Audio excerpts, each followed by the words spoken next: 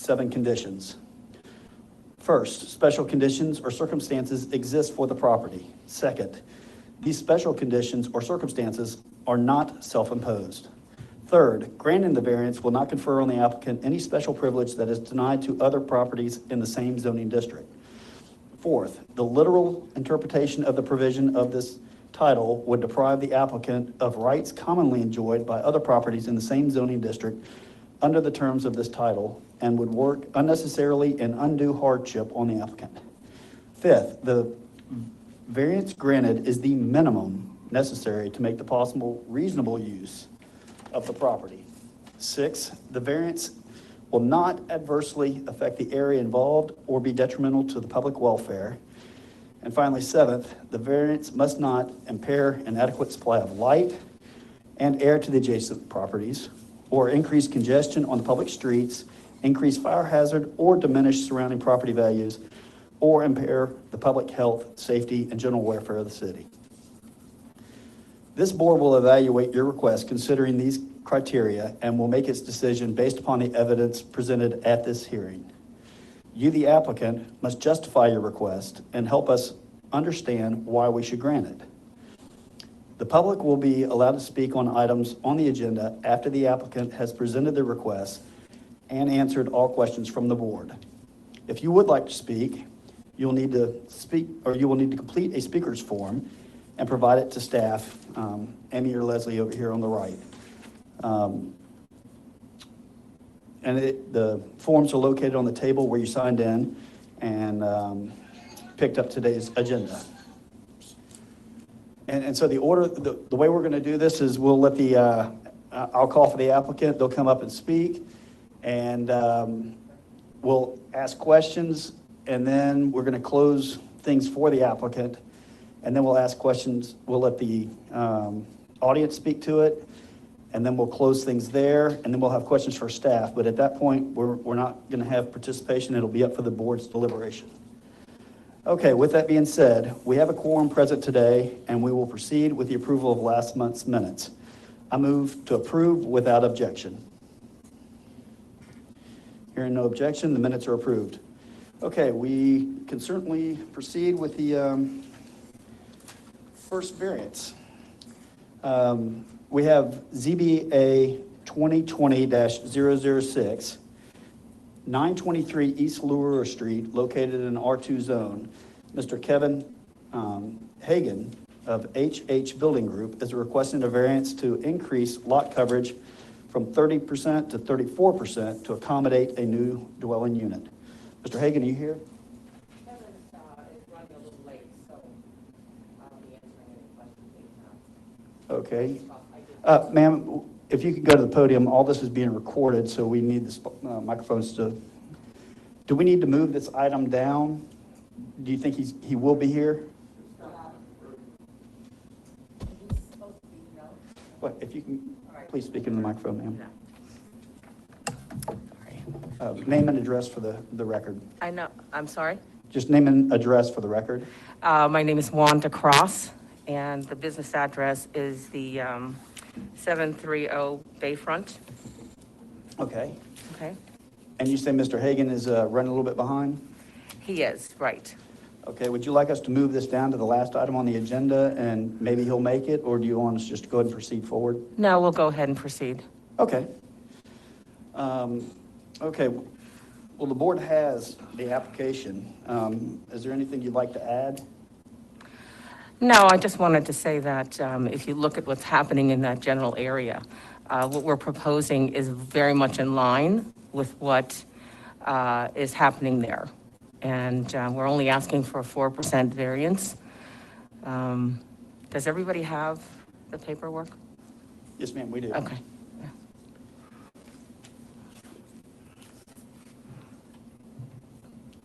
And guys, with a conversation with staff, apparently, since this is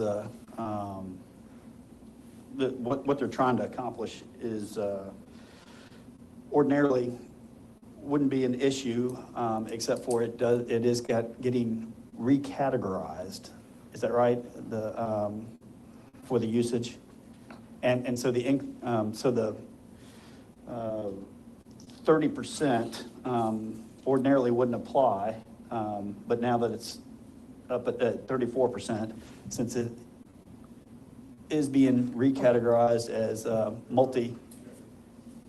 Well, Kevin just walked in, so Oh, okay. you get to talk to him. Terrible traffic. And Mr. Hagan, if we can get your name and address for the record. Yes, Kevin Hagan, 601 East Ramona Street, Pensacola. Okay. Well, we were actually just discussing that apparently since it's being recategorized, that it's not ordinarily, you wouldn't have to request a variance, except for with your use, it does increase the coverage or decrease the coverage down to 30%, and you need it at 34. That's correct. Okay. So that's the main reason this applicant's here before us, board. Does the board have any questions for this applicant? To be clear, the purpose of the rezoning is to build this as a separate living space instead of an ADU. Is that essentially correct? Well, it's not being rezoned. The zoning is staying the zoning same. itself, yeah, the R2 zoning is the concern here. It's not, if it was another location, it wouldn't be a problem. It'd be an ADU, and it wouldn't apply to the 34%, is that? That's correct. Okay. Well, with a slight clarification, an accessory dwelling unit is only allowed with single-family detached structures. So the primary structure on this parcel is a duplex. So an accessory dwelling unit would not be allowed by right. This property has the benefit of being zoned R2, which allows for multifamily residential development. And when the chairman mentioned that it was being recategorized, it's basically going from a duplex development to a multifamily residential development. Thank you for clarification. Thank you, Leslie. Any other questions for this applicant?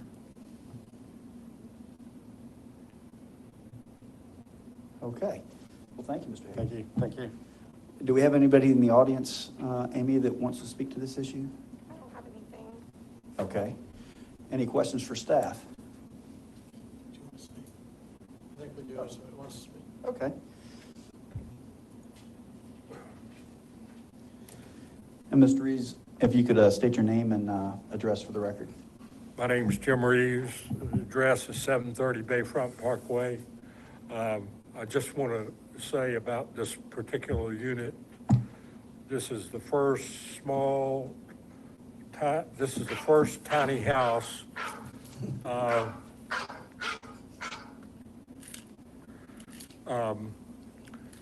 to be built officially in the city of Pensacola.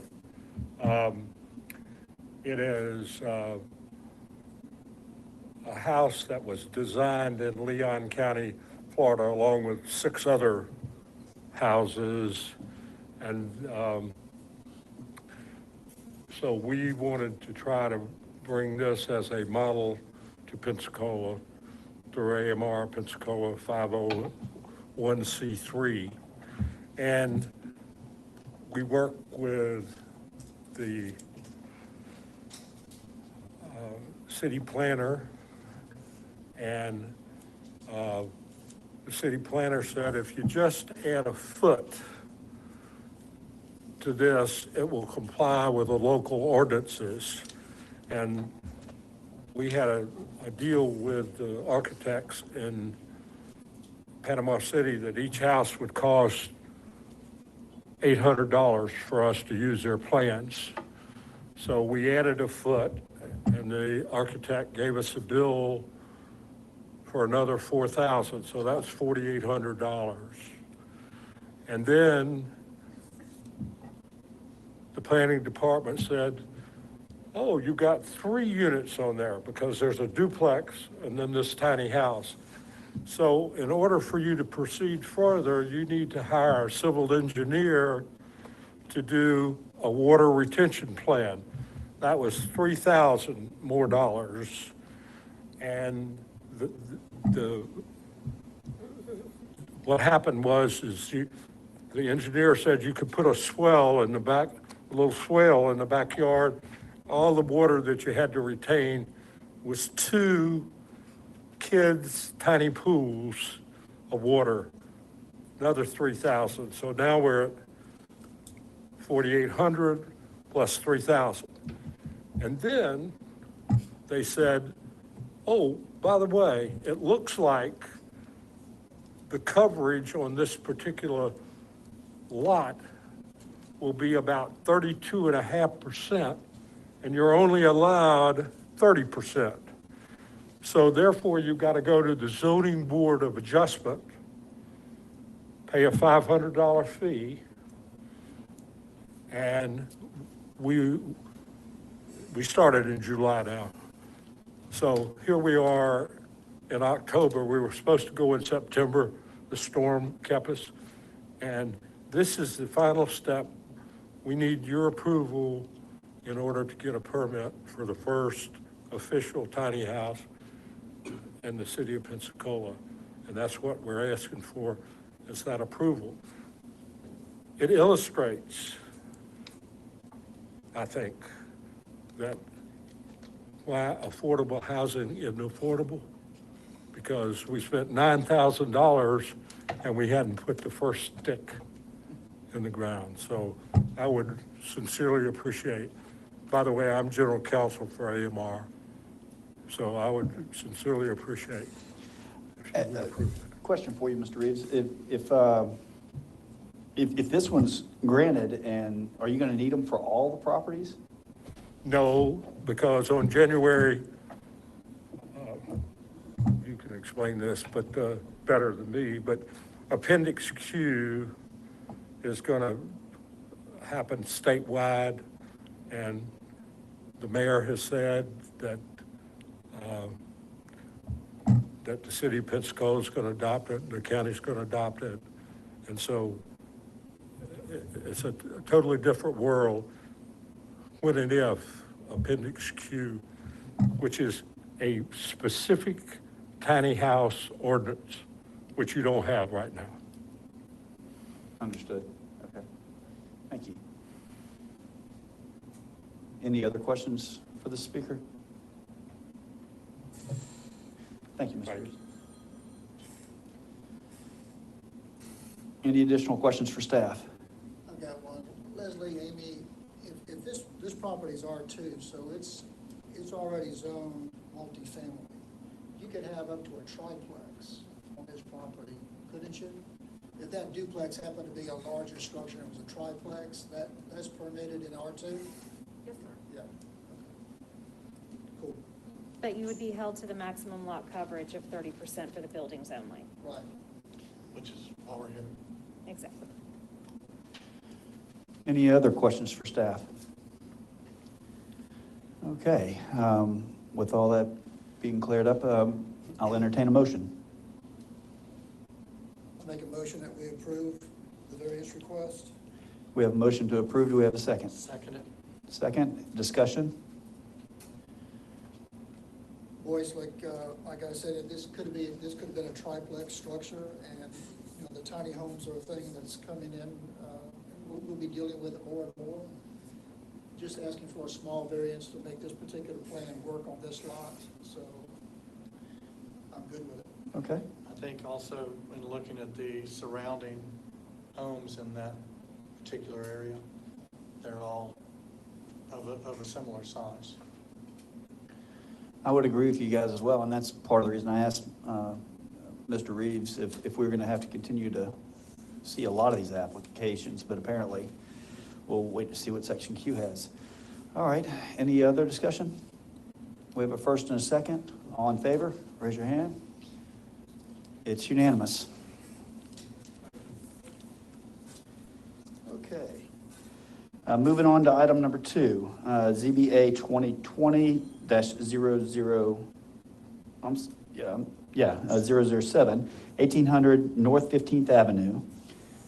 It is located in RAA zone.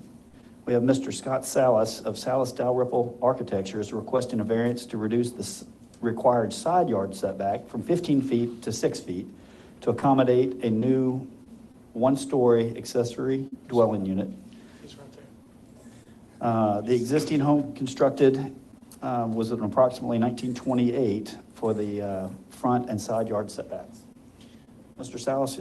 He's right there. You gotta see on the. Okay, yeah, there he is. He's, Hey guys. hey, Scott, how are you?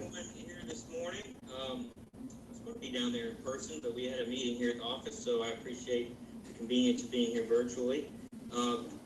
We're excited. Our client Court is, Mr. Knapp is on the line as well, and he has been working with us over the last few months this summer, designing this accessory dwelling unit. He's also been renovating the existing home. This is a great example of how a building in East Hill is older than the land development code and not necessarily placed within the true buildable area. And so in an effort to really reflect, to build new construction in line with the existing building and continue to define the street the way we are always working to do in our community to create a more walkable, livable spaces, outdoor spaces. This new building ended up, in essence, being, in order to line up, define the street and align with the house, is technically past the setback. So we like to avoid variances as often as we can, but we felt like this is definitely one worth asking for. And so we bring forth to you, hopefully, a package that explains everything you need to know visually with our drawings.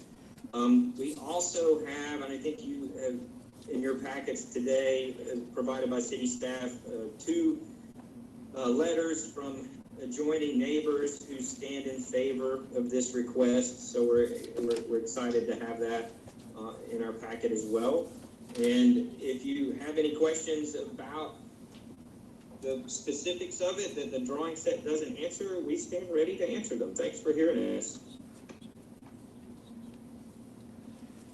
Very succinct presentation, Mr. Salas. Thank you. Do we have any questions for this applicant?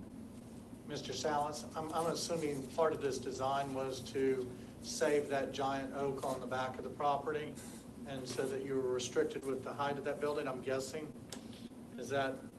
Yeah, absolutely. So in an effort, if we were to, there's an existing little work shed that they want to continue to utilize, so we're going to keep that and keep the tree and build in the buildable area. We would have just filled the backyard with a building and had all of this unusable side yard. It just didn't make any sense. So hopefully the layout here works much better for the neighborhood and certainly for the Knapp family. Mr. Salas, I have a question for you. That, according to these plans, though, I'm trying to figure, there's a big section that says, rear yard area 1,500 square feet. Do you have that on your plans? It's on our first sheet, page 1 of the architectural site plan. Stand by. We're going to look up here. Yeah, there you go. What was that question, voice? And just the big area where it says rear yard area 1,500 square feet. Right. And you have it bunch of diagonal lines on it. Is there anything there that would prevent this from actually moving in the south direction? No, we did that for form and truss and roof reasons. And the true. Well, you're talking about the hatched part of the new structure that's in the rear yard. Could it move south? That would be increasing the variance, but so we just left it be. Well, the variance I'm looking at is on the side. When I say the north, if it moved up on the thing, because the variance is on the bottom part of this. Right. So we're here to try to maintain an actual rear yard, if you will, for the resident, so that the deck that you see would spill into the side yard and a small yard instead of being with the building, and the yard instead being on the street. So we give we get to define the street edge, align it with the existing structure, and give that green space to the owner. And since we're not making public parks with our side yards, we thought this was a real appropriate way to do it. Okay. Well, I mean, I knew there was a tree on the right side. And we don't have pictures of that area. I was just wondering if you were also trying to conserve or. We do. Oh, we do actually. We did get those pictures?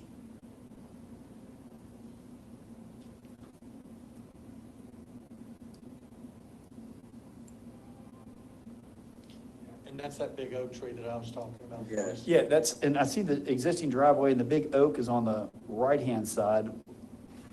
It's on the rear property line. Yeah. Which is the east side of the property. West, yeah, east, okay. What's that? That north arrow is wrong. Is that north arrow wrong? Yes. It should be facing the other direction. Okay, all right, then that's fine. And you guys also remember that we're trying to, we're working within the maximum allowed area in the rear yard. So if I moved it anywhere, certainly if I moved it east, it would worsen that. So. Well, yeah, and I apologize, I was looking at the inn at the, on architectural site plan, and it said north was down, so I figured south was up. There's a misprint on the paperwork, Scott. Oops. So, North is up. Yes. okay, if north is up, I was just wondering if it could actually have moved back, because the side yard setback would decrease that requirement. And one of our considerations, Scott, is this a minimum request? So I'm just trying to explore options here and see if they were explored as well. I think we were working to do, to align it with the face of the building as much. It wasn't so much as, once we made the commitment to do it, we decided that the variance was worth asking for simply by making it an effort to define the street edge and aligning the structure with the existing 1928 building. The pre-existing, Yeah. non-compliant? Yeah. Gotcha. Okay. Do we have any other questions for this applicant? All right. Amy, do we have anybody from the audience that wants to speak to this issue? I don't have a speaker forum, not that I'm aware of. Okay. All right.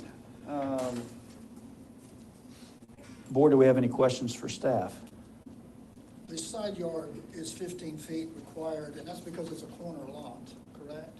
If it wasn't a corner Yes. lot, what is the side yard requirement if it was an internal lot? 6 feet? 6 feet. Yes. So if this house happened to be on the next lot over, this would not be a variance request. Am I right? Correct. All right, Mr. Stiles, we're going to kill it for applicant and audience participation. I mean, we're at the point where the board discusses, if that's okay. Understood. Thank you. All right, thank you. Do we have any other questions for staff? All right. Being no other issues to discuss, I'll entertain a motion. I'll make a motion that it be approved. I'll second it. We have a first and a second discussion. Again, if it was an internal lot, it would be a 6-foot side yard request, not a 15, because it's a corner lot, it's a 15-foot side yard, so. And again, there's a tremendous amount of right-of-way still out there that still has a lot of green space, and he's not quite lined up with the house even. If he could have moved the house a little bit more south to line up with the existing home and asked for a little bit more of a variance. So I think he asked for the minimum, and it's a good request. And I'm just happy they're not building up so that it doesn't affect the beautiful oak tree in the backyard. Okay. We have a motion to approve. All in favor, raise your hand. All All opposed? Well, there is none. All right. Mr. Salas, your variance is granted unanimously. Mr. White, have a great day. All right, thank you. Thanks for joining us. Okay, we have item number 3, ZBA 2020-008, 4532 Manawa Path. This house is located in R1 AAA zone. We have a Mr. Matt Banks of Banks Construction requesting a variance to reduce the required rear yard setback from 30 feet to 24.7 feet to accommodate an addition. The proposed addition is to renovate and expand the existing master bedroom, and the existing sunroom encroaches in the setback, and it will tie into the addition. Mr. Banks, if you can give us your name and address for the record. Name is Matt Banks, I live at 418 Waterbury Court. Asking the board today for the variance on an addition. As you can see, the existing master bedroom has one of the small bathrooms, so it's an existing client want to expand that to a bigger bathroom and bedroom. In doing so, we converted the bedroom into a bathroom, as you can see on the plan. Want to expand that master bedroom out to the backyard. Well, they have an existing sunroom that already sits over the variance line at 25 feet setback as it is now. So we're requesting that we can either match that or extend over an extra 8 inches for framing on 8 inches. There's a few houses in the neighborhood that already extend over that setback of 30 feet. And we just feel like we would like to coincide with them and see if we can get it done. And Mr. Banks, you did say match or extend over 8. The board does have the approval to go up to your request or back down. Okay. Yeah, we would like to extend over that sunroom to give it some dimension coming off that, off the sunroom. We feel that the straight sight line would not look as good if we had a little bit of step on that brick. That's why we went over a couple inches, 8 inches, that framing to framing on that. Like I said, we do feel like it would make the home better. The bathroom would be a lot more usable than it is now. It has a small, 70 styles bathroom, and we're just willing to ask for if we can get that done. Okay. Do we have any other questions for the applicant? When was this house built, Mr. Banks? That's a good question. I know it's in the 70s. So it's a fairly old home. Yes, sir. It's right on Minwa Path. I know it's mid-70s. Was that existing sunroom part of the original house, or? It looks to be an add-on. Looks to be an add-on. It looks to be an add-on. I'm not sure if it was a porch or what it was used for prior, but it is fully bricked in, windows, shingles, the whole nine. It's full structure. And we pulled up some areas around, three houses on the street actually extend over the setback. One's 17.9, one's 22.4. You'll notice one's 23.9 that already extend over that 30-foot. Sounds like in Gaborone, they did their own construction. Do we have any other questions for this applicant? All right. Thank you, Mr. Banks. I appreciate it. Thank you all.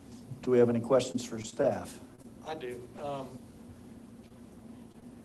just curious, because we're pretty much guessing that was an add-on with the patio and was not part of the original construction. I saw in the paperwork that there was no identification of when that was done. Correct? Am I right? So I'm just curious so as far as we know, all these people that we got those pictures of encroached into that space without even coming to the city to do it. Because there's no record of it, right? just when you can go on one cul-de-sac and see all of that done without even, so at least they bothered to come to us. As long as you built quietly, you're fine. Right, exactly. What we find typically occurs is we allow for an open, unenclosed patio, a slab, if you will, lanai, to encroach into a rear yard. And then folks decide that they want to add on, and they add a roof over it, and may or may not come and get permits. And then the next level is, oh, well, we want to add screening to that. And they do that on a weekend. And before you know it, they're changing that to windows and there's just a Then the house gets process. sold, somebody new buys it. Right, and nobody thinks to check on those things. Hmm.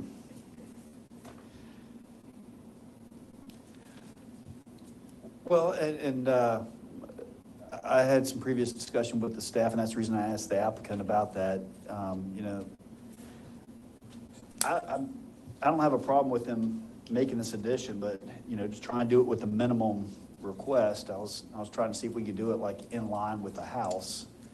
And that's where the applicant said, you know, it would be an additional 8 inches if they went past. I don't get to make a motion, but I could, you know, Voice it. suggest. I could just add to your question or statement, and that is, a house built in the 70s, you're never gonna match that brick. So if they're trying to brick this addition, which it appears they are, that 8 inch is the size of the brick. So it allows you to turn the corner and get a shadow line right there, and you don't see it quite as bad as your brick don't match. So again, it's, Yeah, it's good to hear from a builder's perspective. It's an I don't architectural think about these solution. things. yeah. So,